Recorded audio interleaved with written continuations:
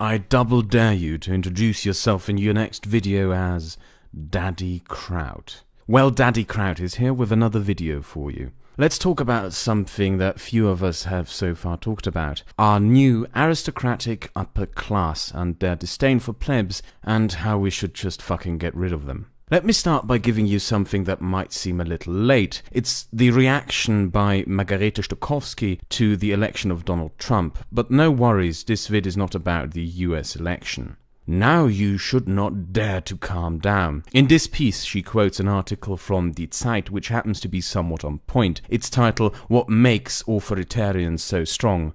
Our Arrogance. Quote, the left wing is too arrogant, is what is written in many an analysis after the US election. It lives in a bubble, barricaded behind boxes of organic food, and has contempt for everyone who has not received a degree from studying the works of Judith Butler. I find this thesis interesting because I had the feeling that I should actually know these people, or maybe they just carry the aura of lacking sympathy around them, which might be that I don't talk to them on parties. I don't know, but the left wing that I know is concerned, and for good reason.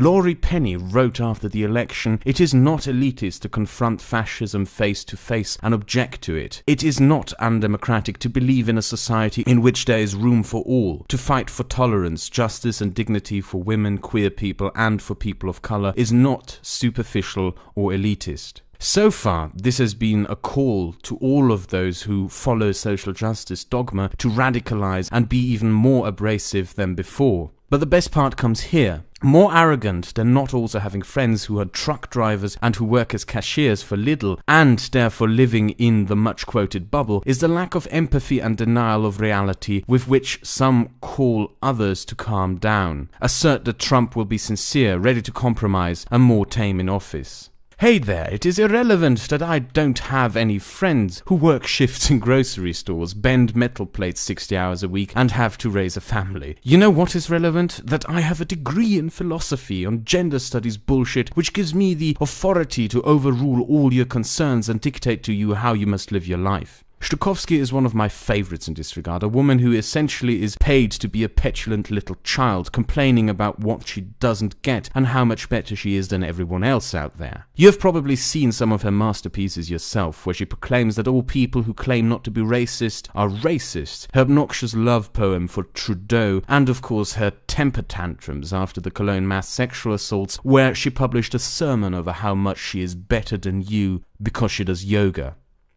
I do yoga, therefore I'm better than you as a person. Fuck. I can't afford a yoga mat myself. In fact, I couldn't afford any kind of fitness club membership, so what I do is get into my shoes every morning and run for an hour. I'll dare say that it is the vast majority also of my audience and everyone else who do not even have a moment of time to waste on some luxury like a weekly yoga course. Yet it is this attitude that has deeply cemented itself within the modern left, nested itself very comfortably into its framework and persists there to this day. This attitude of... And so if you want to attack me for being overly emotional or for passionately, defending those who are defenseless, then go ahead, you can attack me all you want. But am I saying that I'm better than you? I guess I'm going a little further than you are. Yeah, I'm fucking better than you, okay? Much better than you. You are garbage, okay? If you get a rise out of attacking the powerless, you're garbage. And you can call me a social justice warrior, you can call me whatever the fuck you want. At this point, I don't give a shit, okay? That's it. That's who I am, and it is what it is. I'd rather be a social justice warrior than a piece of fucking shit, okay? How about that? If you remember Herman Cain's "It's your own fault if you are poor" or Mitt Romney's gaffes over poor people, then you know that the attitude of having disdain for plebs used to be a conservative thing not too long ago. Fundamentally, one of the main factors in creating this attitude is the complacency that comes with political power itself. The attitude of how dare you question my power. I'm in charge here, and I know what I'm doing. All generations watching this video will have witnessed the descent of a politician into arrogance, being out of touch with the public, sealed off and determined to continue with the agenda no matter the opposition. From Margaret Thatcher to Helmut Kohl to Sarkozy to Gerhard Schröder, we have all seen politicians stumble over their own arrogance that came through power and knocked themselves out of office. But that alone, in my humble opinion, should never be taken as the sole reason for political decline and change of power within a democratic society. It is more than just a simple pendulum that keeps swimming between the parties. And especially those of us who consider themselves to be from the left should take a very close, analytical and in-depth look at where the disdain of the common people that currently floats through the political left came from. Arrogance is one of the core trademarks of any authoritarian movement. The arrogance of proclaiming to have sole truth and to be the disseminator of the one true path to take, which results in the self-justification of stripping people of rights for the purpose of advancing an agenda that is essential to any authoritarian movement. And within a democratic society, where it is the people who have to choose which path society should take, it is obvious that an authoritarian attitude of lecturing people is rejected. I have used this line several times and will use it again and again, since it is so vital and essential to understand for each and every one. In a democracy, you don't talk down to people, you talk with people. I believe what we saw infesting the political left throughout the Western world is the arrogance of the education, the people who lead the political left in our day and age, the people who shape its policies and what it stands for have drastically changed over the course of the past 10 years, or I might even say the past 40 years.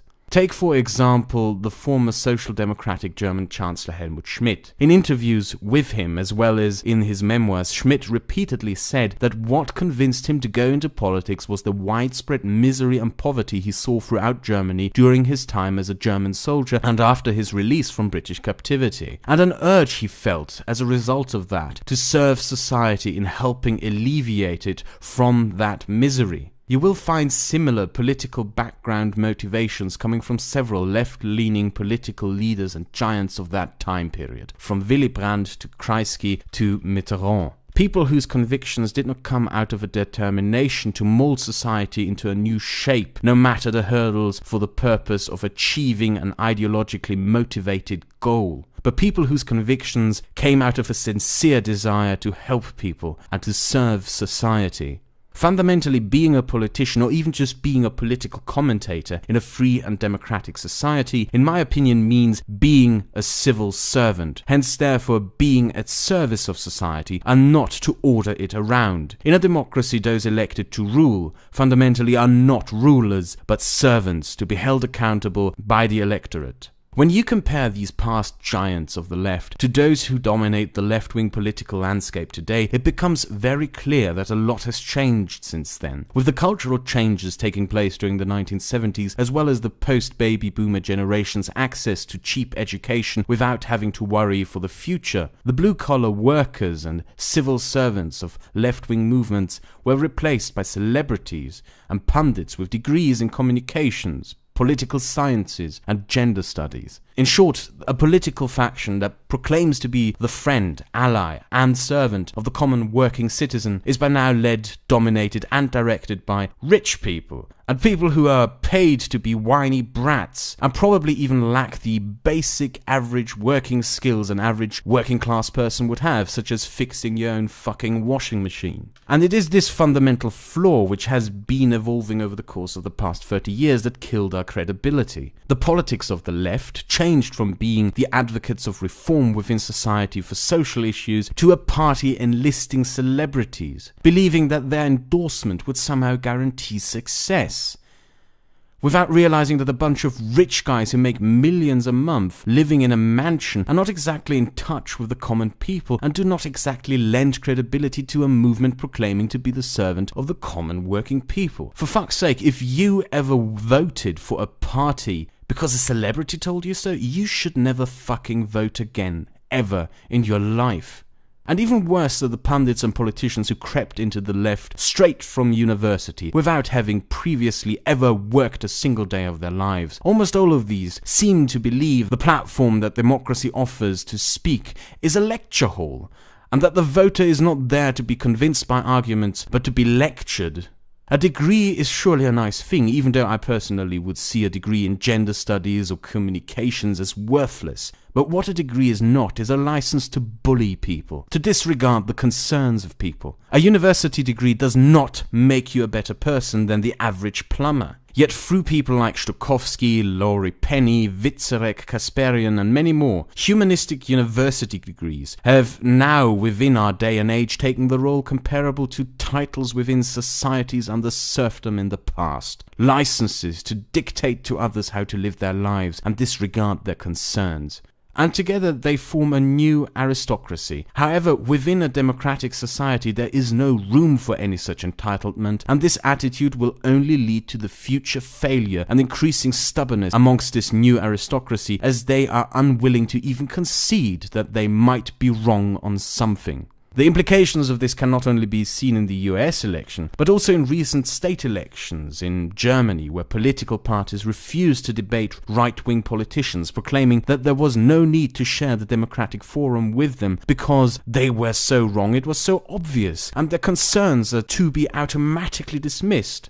The result was success for that far-right party.